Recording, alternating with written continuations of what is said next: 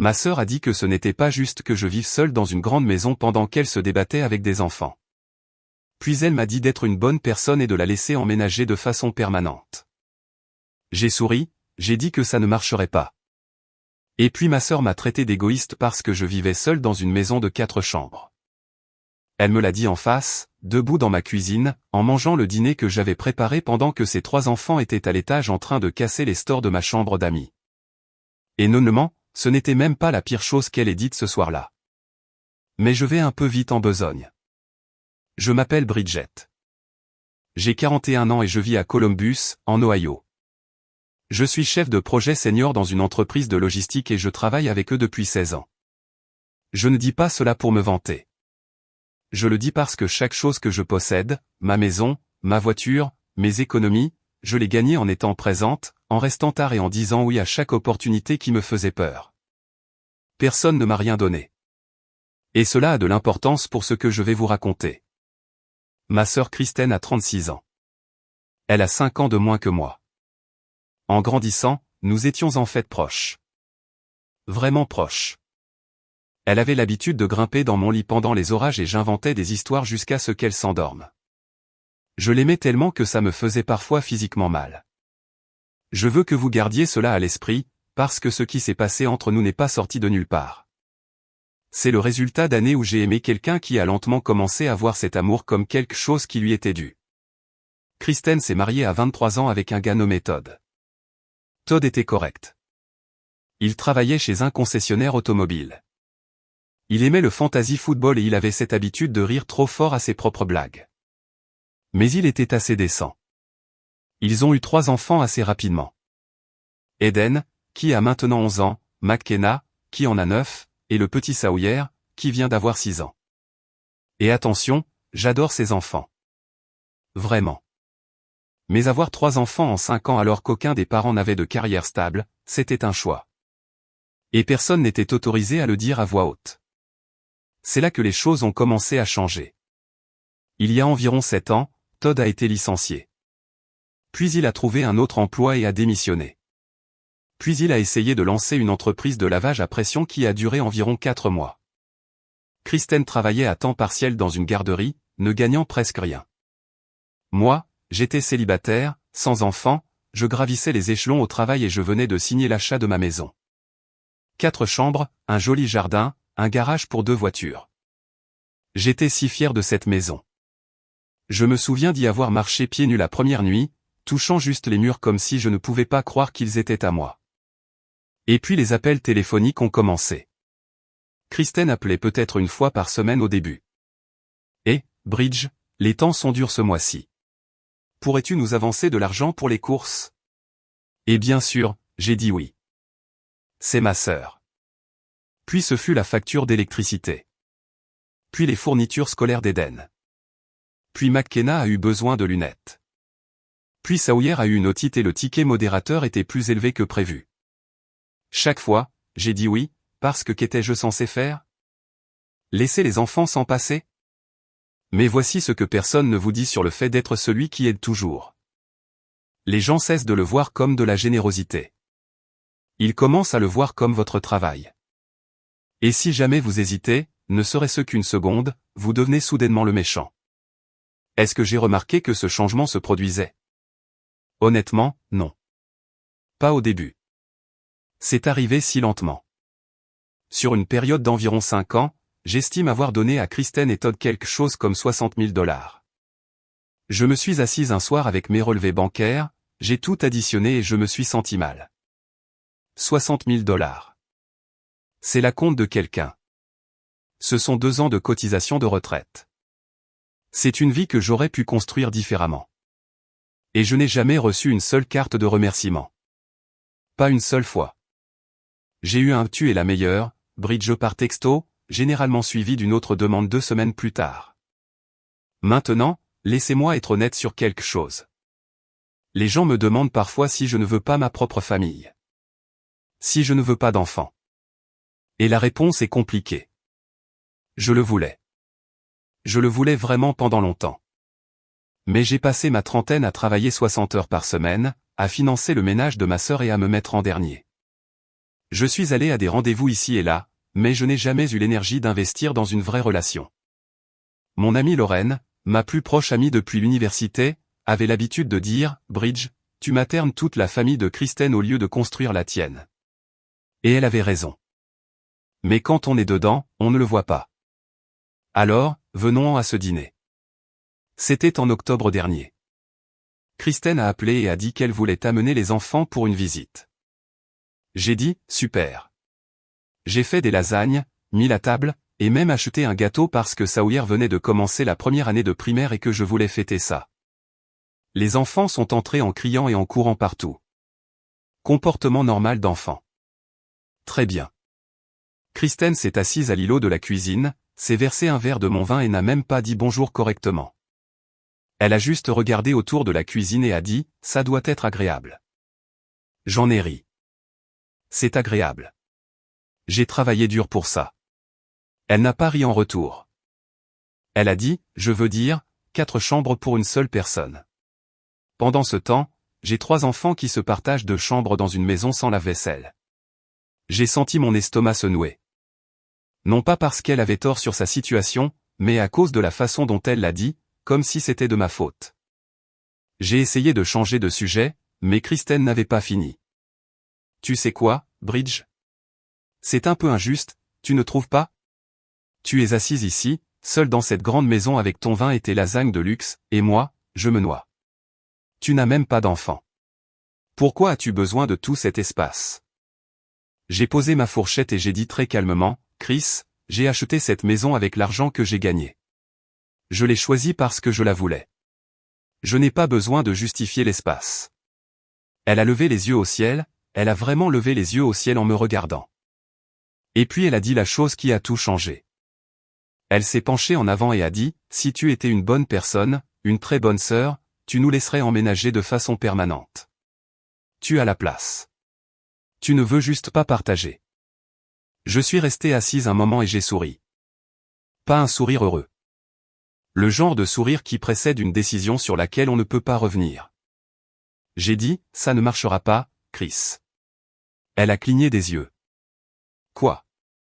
Ça ne marchera pas. Vous n'emménagez pas. Et puis elle s'est levée, a attrapé son verre de vin et a dit, waouh, tu es vraiment aussi froide que Todd le dit. J'ai laissé cela flotter dans l'air. Je n'ai pas argumenté. Je n'ai pas pleuré. J'ai juste commencé à débarrasser les assiettes. Mais à l'intérieur, j'étais en feu. Parce que ce n'était pas seulement à propos de ce soir-là. C'était à propos de 7 ans à signer des chèques et à ne recevoir que des critiques en retour. 7 ans à me mordre la langue, 7 ans à être la bonne sœur pendant qu'elle jouait la victime. Et quelque chose en moi a décidé ce soir-là, dans ma cuisine, pendant qu'elle rassemblait ses enfants et partait sans dire au revoir, quelque chose en moi a décidé que le distributeur automatique était officiellement fermé. Maintenant, je sais ce que certains d'entre vous pensent peut-être. Peut-être que j'ai été trop dur. Peut-être que j'aurais dû gérer ça différemment. Mais honnêtement, pouvez-vous imaginer quelqu'un mangeant votre nourriture, buvant votre vin, assis dans la maison que vous avez payée, et vous disant que vous êtes une mauvaise personne de ne pas tout lui donner? Parce que c'est ce qui s'est passé. Mon amie Lorraine m'a appelé plus tard ce soir-là. Je lui ai tout raconté, et elle a dit une chose qui m'a marqué. Elle a dit, Bridge, tu n'as pas perdu une sœur ce soir. Tu as juste arrêté de prétendre que la sœur que tu avais était celle que tu méritais. Et ça m'a frappé durement, parce qu'elle avait raison. Mais voilà le problème. Kristen n'a pas accepté mon nom tranquillement. Loin de là. Ce qu'elle a fait ensuite m'a honnêtement choqué. Et ce que j'ai fait après ça, eh bien, disons que je me suis surprise moi-même aussi. Donc, après ce dîner, j'ai pensé que Kristen se calmerait peut-être. Qu'elle se réveillerait le lendemain matin, repenserait à ce qu'elle avait dit, et se sentirait même un peu embarrassée. C'est ce qu'une personne raisonnable ferait, n'est-ce pas? Mais Kristen n'a pas appelé pour s'excuser. Elle a appelé pour en remettre une couche. 3 jours plus tard, elle m'a envoyé un texto qui disait, et j'aimerais inventer ça, j'ai parlé à Todd, et nous pensons que la chose juste serait que tu laisses au moins les enfants rester avec toi pendant la semaine d'école pour qu'ils puissent avoir leur propre chambre. Tu ne les utilises pas de toute façon. Pas une question, pas une demande. Une décision qu'elle et Todd avaient apparemment prise ensemble à propos de ma maison. Ma maison dont je paie l'hypothèque. Ma maison qui a mon nom sur l'acte de propriété. Ils avaient juste décidé. Je n'ai pas répondu. Ni ce jour-là, ni le lendemain. Et honnêtement, le silence était puissant. Pour la première fois en 7 ans, je ne me précipitais pas pour arranger les choses. Je ne me démenais pas pour dire oui. Je ne transférais pas d'argent à minuit pour que l'électricité de Kristen ne soit pas coupée. Je suis juste restée assise dans mon salon, j'ai bu mon café, et j'ai laissé mon téléphone vibrer sans le décrocher. Et ça a rendu Kristen complètement folle. Elle m'a appelé 4 fois le lendemain, a laissé 2 messages vocaux. Le premier était doux. Suspectement doux. Et, Bridge. Je prends juste de tes nouvelles. Je t'aime. Rappelle-moi. Le second contenait la vraie Kristen. Ok, alors tu m'ignores maintenant. Très mature, Bridget. Très mature. Lorraine m'a dit de tenir bon. Elle a dit, dès que tu répondras, elle trouvera une faille pour se faufiler. Attends juste.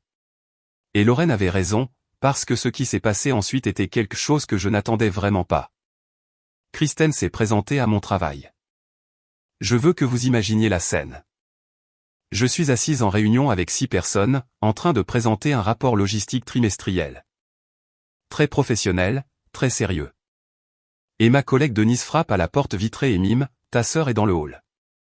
J'ai failli m'étouffer avec mon eau. Je me suis excusé, je suis sorti dans le hall, et il y avait Kristen, debout près de la réception avec Sawyer sur sa hanche, l'air d'avoir pleuré.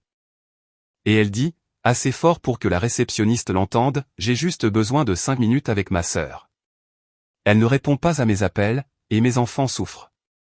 Vous voyez ce qu'elle a fait là? Elle a rendu ça public. Elle a utilisé un enfant comme accessoire. Elle a transformé mon lieu de travail en sa scène. Et pendant une fraction de seconde, je ne vais pas mentir, ça a presque marché. Parce que Sawyer m'a regardé avec ses grands yeux marrons et a dit, salut, Tati Bridge. Et mon cœur s'est un peu fissuré. Mais je n'ai pas cédé. Je l'ai fait sortir, je me suis assise sur un banc dans le parking, et j'ai dit, Chris, tu ne peux jamais te présenter à mon bureau. C'est là que je travaille. C'est comme ça que je gagne l'argent qui a maintenu ta famille à flot pendant presque une décennie. Elle s'est mise à pleurer plus fort. Tu agis comme si tu étais meilleur que moi. Je ne pense pas être meilleur que toi. Je pense que je suis fatigué. Fatigué de quoi? D'aider ta propre famille. Fatigué d'être utilisé, Chris. Il y a une différence. Elle a essuyé son visage et a dit quelque chose qui m'a fait rire. Elle a dit, très bien, alors co-signe simplement un prêt pour nous afin que nous puissions avoir un logement plus grand. Je l'ai regardé. J'ai dit, tu veux que je co-signe un prêt pour toi et Todd? Todd, qui a eu 9 emplois en 7 ans et une cote de crédit qui commence probablement par un 4. Elle n'a même pas nié. Elle a juste dit, tu vois, te voilà encore en train de juger. Honnêtement, je ne sais pas si j'aurais dû rire, mais je l'ai fait. Là, dans le parking. Parce qu'à un moment donné, l'audace devient vraiment comique. C'était quoi la suite? Allait-elle me demander d'adopter ses enfants et de lui verser un salaire pour leur rendre visite le week-end? Quoi qu'il en soit, j'ai dit non pour le co-signataire, évidemment. Et j'ai dit quelque chose que je retenais depuis très longtemps. J'ai dit, Chris, je ne te donnerai plus d'argent. Ni pour les courses, ni pour les factures, ni pour les activités des enfants, ni pour la prochaine idée d'entreprise de Todd. C'est fini. Je t'aime, mais la banque est fermée. Elle m'a dévisagé comme si je l'avais giflé. Puis elle a dit, tu vas le regretter. Et elle est partie. Elle est partie en voiture avec Sawyer qui me regardait toujours par la fenêtre arrière, en agitant la main. C'était un mardi. Le jeudi, j'ai découvert ce que tu vas le regretter signifiait. Kristen a appelé nos parents. Maintenant, ma mère et mon père, Patricia et Jean, vivent à Dayton, à environ 2 heures de Columbus. Ils sont tous les deux à la retraite. Papa était machiniste. Maman était secrétaire d'école. De bonnes personnes, des gens tranquilles. Ils n'aiment pas les drames. Et Kristen savait exactement comment les manipuler. Elle a appelé maman en pleurant, de grands pleurs théâtraux et laids, et lui a dit que j'avais abandonné sa famille, que je refusais d'aider avec les enfants, que je lui avais dit qu'elle était une mauvaise mère.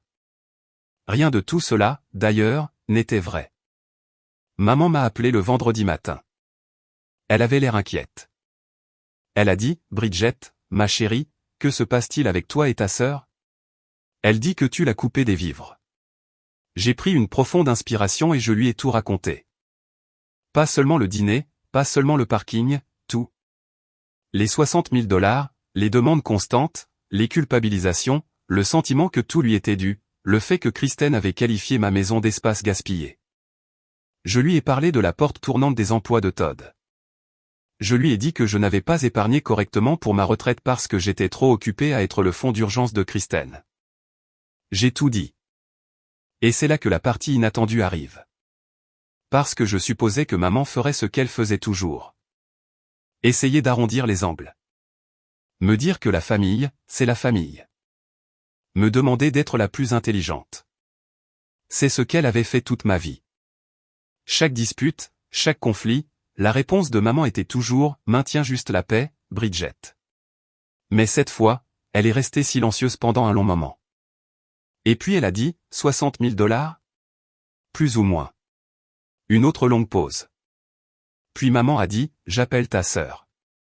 C'est tout ce qu'elle a dit. Pas de sermon pour moi, pas de culpabilisation, pas de « mais c'est ta sœur ». Juste « j'appelle ta sœur ». Et elle a raccroché. J'ai appris plus tard par mon père ce qui s'est passé lors de cet appel. Et honnêtement, j'ai presque eu pitié de Kristen. Presque. Maman a appelé Kristen. Et papa a dit que la voix de maman était la plus froide qu'il ait entendue en 40 ans de mariage. Elle a dit à Kristen qu'elle devrait avoir honte d'elle-même. Que Bridget avait fait plus pour sa famille que n'importe quelle sœur n'aurait jamais dû le faire. Que 60 000 $, c'était plus que ce que papa gagnait en un an avant de prendre sa retraite. Et puis maman a dit la chose qui a apparemment rendu Kristen complètement silencieuse. Elle a dit, « Ta sœur n'a pas sa propre famille. » Kristen, as-tu déjà pris le temps de te demander pourquoi ? T'es-tu déjà demandé si elle n'avait pas passé les années où elle aurait dû sortir et construire sa vie à signer des chèques pour que tes enfants puissent manger ? Papa a dit que Kristen n'avait pas de réponse à cela. Mais maman n'avait pas fini. Elle a dit, et autre chose, toi et Todd, vous devez trouver des emplois. De vrais emplois. Tous les deux à plein temps. Fini les excuses à propos des enfants. Fini les histoires tristes. Fini d'appeler Bridget chaque fois que le loyer est dû. Tu as 36 ans. Débrouillez-vous. Pouvez-vous imaginer ? Ma mère, la douce et tranquille Patricia, qui n'a jamais élevé la voix à un dîner de Thanksgiving, a essentiellement dit à Kristen de grandir et de trouver un travail. Papa a dit qu'elle a raccroché le téléphone, s'est tournée vers lui et a dit « J'aurais dû dire ça il y a 5 ans. » Et puis elle s'est fait une tasse de thé comme si de rien n'était. J'ai tellement ri quand papa m'a raconté ça parce que c'est exactement qui est ma mère. Elle est du genre à combustion lente. Vous pensez qu'elle ne fait pas attention et puis elle vous anéantit complètement avec une seule conversation. Kristen s'attendait clairement à ce que maman et papa prennent son parti. C'était toute sa stratégie. Courir voir les parents, pleurer, faire passer Bridget pour une personne sans cœur, les amener à me faire pression pour que je cède. Ça avait fonctionné avant, quand nous étions plus jeunes. Si Kristen et moi nous disputions, maman me disait toujours de faire un compromis parce que j'étais l'aîné. Kristen comptait sur ce schéma. Mais les schémas se brisent. Et quand maman s'est retournée contre elle, je ne veux même pas dire retourner contre elle, juste lui a dit la vérité pour la première fois, Kristen n'a pas su quoi faire. Elle ne m'a pas appelé pendant 3 semaines après ça. Silence absolu. Pas de texto, pas de messages vocaux, rien. Et vous savez quoi ? Ces 3 semaines ont été les plus paisibles que j'ai eues depuis des années. Je suis allé dîner avec Lorraine. J'ai repeint ma chambre d'amis, celle avec les stores cassés, merci Eden. J'ai recommencé à mettre de l'argent sérieusement dans mon plan d'épargne retraite. Je suis même sorti avec un gars nommé Marcus de ma salle de sport. Rien de sérieux, mais c'était agréable de se sentir à nouveau comme une personne au lieu d'un filet de sécurité. Mais ensuite, quelque chose d'étrange s'est produit, et je veux dire vraiment étrange. Je suis rentré du travail un soir et il y avait une note glissée dans ma porte d'entrée. Pas un texto, pas un courriel, une note manuscrite sur du papier de cahier plié en deux. C'était de Todd. Et ce qu'il a écrit dans cette note, honnêtement, je ne suis toujours pas entièrement sûr de ce que j'en pense, mais cela a changé la direction de tout. Je vous dirai ce qu'elle disait très bientôt. Et croyez-moi, je ne l'ai pas vu venir. Donc, je suis sur mon porche, tenant ce morceau de papier de cahier plié, et je ne sais vraiment pas à quoi m'attendre parce que Todd et moi n'avons jamais eu de vraie conversation. Pas une seule fois en 13 ans. Il a toujours été là, en arrière-plan, riant de ses propres blagues, laissant Kristen parler et demander. Honnêtement, je n'aurais pas pu vous dire à quoi ressemblait l'écriture de Todd avant ce moment. Je me suis assise sur les marches de mon porche et je l'ai lu 3 fois et oui, j'ai un peu pleuré. Non pas parce que ça arrangeait quoi que ce soit. Ça ne le faisait pas. Mais parce qu'en 13 ans, c'était la première fois que Todd reconnaissait que ce que j'avais fait était réel et que cela m'avait coûté quelque chose.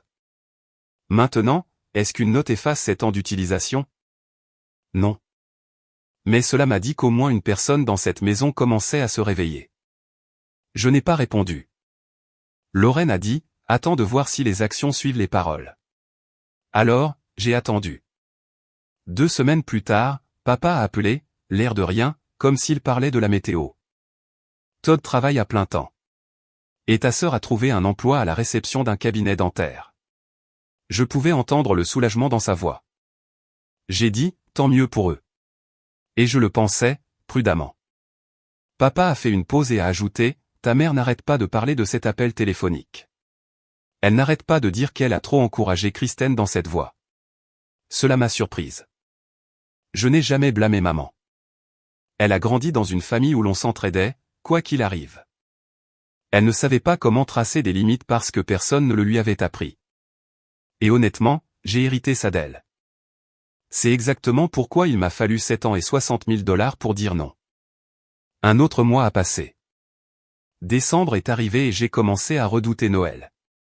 Notre famille se réunit toujours chez maman et papa à Dayton et je ne pouvais pas imaginer m'asseoir en face de Kristen en faisant semblant que tout allait bien. Lorraine m'a invité à passer les fêtes avec sa famille à Cincinnati. J'y songeais sérieusement. Puis Kristen a envoyé un texto, premier contact en presque 2 mois. Pouvons-nous parler? Pas d'argent, juste parler. Je l'ai fixé pendant une journée entière. Une partie de moi voulait l'ignorer. Une partie de moi voulait répondre quelque chose de sarcastique. Mais une plus grande partie, celle qui se souvenait encore d'elle grimpant dans mon lit pendant les orages, a répondu, samedi, chez moi, juste toi. Elle est arrivée dans mon allée dans ce minivan déglingué et est restée assise dans la voiture pendant 5 bonnes minutes. Je l'observais depuis la fenêtre. Elle serrait le volant, répétant quelque chose.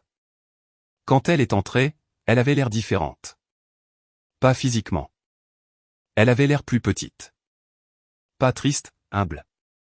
Comme quelqu'un qui aurait porté un costume pendant des années et l'aurait enfin enlevé. Elle s'est assise à mon îlot de cuisine, au même endroit que lors de cet horrible dîner d'octobre. J'ai fait du café, j'ai posé une tasse devant elle et j'ai attendu. J'en avais fini d'être la personne qui comble les silences pour mettre tout le monde à l'aise. Finalement, elle a dit, je ne sais pas par où commencer. Commence par ce qui est vrai.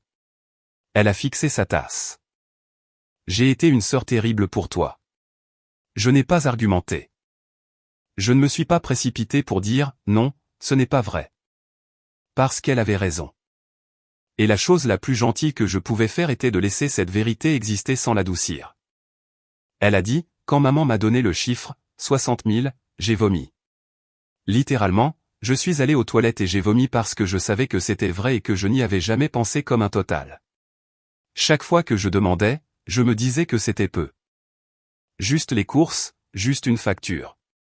Je ne l'ai jamais additionné parce qu'alors j'aurais dû faire face à ce que je te faisais. Puis sa voix s'est brisée. Et quand maman a parlé du fait que tu n'as pas de famille, que tu as passé ta trentaine à nous maintenir à flot au lieu de construire ta propre vie. Bridget, c'était comme si quelqu'un avait allumé les lumières dans une pièce où j'étais assise dans le noir depuis des années. Je n'y ai jamais pensé. Je me suis juste dit que tu allais bien. Grande maison, grande carrière. Je me suis dit que tu étais la chanceuse. J'ai posé ma tasse et j'ai dit quelque chose que je n'avais jamais dit à voix haute à personne. Chris, je voulais des enfants. Je voulais un partenaire. Je voulais ce que tu as. Mais chaque fois que j'étais sur le point de me concentrer sur moi, tu avais besoin de quelque chose. Et je ne pouvais pas dire non, parce que quelle sorte de sœur dit non? Alors j'ai dit oui jusqu'à ce qu'il ne reste plus rien à donner à personne d'autre. Elle a pleuré. Pas le genre théâtral d'avant. Le genre silencieux qui vient quand on entend vraiment quelque chose qu'on ne peut plus ignorer. Je suis tellement désolé, Bridge. Et c'est là que vous pourriez vous attendre à ce que je dise, je lui ai pardonné instantanément, nous nous sommes serrés dans les bras et tout était beau. Mais ce n'est pas la vraie vie. J'ai dit, j'apprécie, mais des excuses ne me rendent pas ma trentaine. Des excuses ne remboursent pas 60 000 $. Des excuses n'annulent pas des années à me sentir comme un portefeuille avec un cœur qui bat. J'accepte tes excuses, mais le pardon prend du temps, et j'ai besoin de voir un changement réel et durable. Pas 3 bonnes semaines suivies d'un autre appel pour demander le loyer. Elle a hoché la tête. Pas d'argument, pas de défense. Juste, c'est juste. Puis elle a sorti une enveloppe de son sac à main et l'a fait glisser sur le comptoir. À l'intérieur, il y avait un chèque de 5 cents. Sur la ligne de mémo, il était écrit, un parmi tant d'autres. Elle a haussé les épaules. Je sais que ce n'est rien comparé à ce que tu as donné. Mais Todd et moi avons fait un budget pour la première fois de notre vie. Chaque mois, nous te remboursons, même si ça prend 10 ans. 500 sur 60 000. Mathématiquement, c'est une goutte d'eau dans l'océan. Mais ce n'était pas une question de mathématiques. C'était le fait qu'elle se soit assise, et rédigé ce chèque, l'ait mis dans une enveloppe et l'ait conduit jusqu'à ma maison. C'était une façon de dire, je vois ce que tu as sacrifié. J'ai pris le chèque. J'ai dit, merci. Et puis, parce que je suis toujours Bridget et que je suis encore un peu mesquine, j'ai dit, les stores de la chambre d'amis coûtent 78 $, au fait. J'ajoute ça à l'addition. Elle a ri. Un vrai rire. Le premier vrai rire que j'entendais d'elle depuis longtemps. Et j'ai ri aussi. Et juste pour une seconde, assise là avec notre café, j'ai vu la petite fille qui avait l'habitude de se glisser dans mon lit. Elle était toujours là, quelque part. Noël a été calme cette année-là. Je suis allé à Dayton. Kristen, Todd et les enfants étaient là. Personne n'a mentionné l'argent ou la dispute. Maman a fait son rôti. Papa s'est endormi en regardant le football avant la mi-temps. Les enfants couraient partout dans le jardin. Kristen et moi n'avons pas eu de grands moments dramatiques. Nous avons juste coexisté doucement, comme deux personnes qui réapprennent à partager une pièce sans que le ressentiment ne pèse sur tout. Après le dîner, elle m'a aidé à faire la vaisselle, côte à côte à l'évier comme des adolescentes. Elle m'a bousculé avec sa hanche et a dit, « Belle maison, mais tu ne sais toujours pas charger un lave-vaisselle correctement. » Je l'ai bousculé en retour. « Beau travail, et tu ne sais toujours pas laisser tomber une blague. » Les nôtres. C'était il y a 4 mois. Todd travaille toujours. Kristen est toujours au cabinet du dentiste. J'ai reçu 3 autres chèques, 500 chacun. Ponctuellement. Nous nous envoyons des textos maintenant. Pas comme avant. Pas de demande d'argent. Des choses normales. Elle m'a envoyé une photo du projet de science de sa houillère. Je lui ai envoyé la recette du pain aux bananes de maman. Suis-je complètement guéri? Non. Je suis encore en colère parfois. Je calcule encore ce à quoi mes économies pourraient ressembler. Je me demande encore ce que ma vie aurait pu être si j'avais dit non la toute première fois. Ce n'est pas grave. La guérison n'est pas une ligne droite. Mais voici ce que j'ai appris. Dire non à quelqu'un que l'on aime n'est pas de la cruauté. C'est peut-être ce qui sauve la relation. Car tant que je continuais à dire oui, Kristen n'avait aucune raison de grandir. Mon nom a été la première chose honnête que quelqu'un lui ait dite depuis des années. Ça nous a fait mal à toutes les deux, mais c'était le début de quelque chose de réel. Maman m'a dit la semaine dernière qu'elle était fière de moi. Elle a dit, « Tu as fait ce que je n'ai pas pu faire. Tu as dit la vérité et tu as tenu bon. » Cela signifiait plus que n'importe quelle excuse n'aurait jamais pu le faire. Je suis toujours célibataire, toujours dans ma maison de 4 chambres, mais chaque pièce est repeinte. J'épargne de nouveau pour de vrai. Et Marcus de la salle de sport m'a invité à sortir mardi dernier. Alors peut-être que ma quarantaine sera la décennie où je me mettrai enfin en premier. Et je le dis de la meilleure des manières. Kristen et moi avons un long chemin à parcourir. Mais pour la première fois depuis des années, nous marchons dans la même direction. Et ma chambre d'amis a de nouveaux stores, alors vous savez. Voilà mon histoire. Si vous l'avez appréciée, j'apprécierais vraiment un j'aime. Cela signifie plus que vous ne le pensez. Et si quelque chose ici vous a rappelé votre propre famille ou si vous auriez géré tout cela différemment, laissez un commentaire. Je lis chacun d'entre eux et vos perspectives m'aident honnêtement à me sentir moins seul. Que vous soyez la Bridget de votre famille, la Kristen, ou même le Todd qui se réveille enfin, je vous vois. Merci beaucoup d'avoir regardé.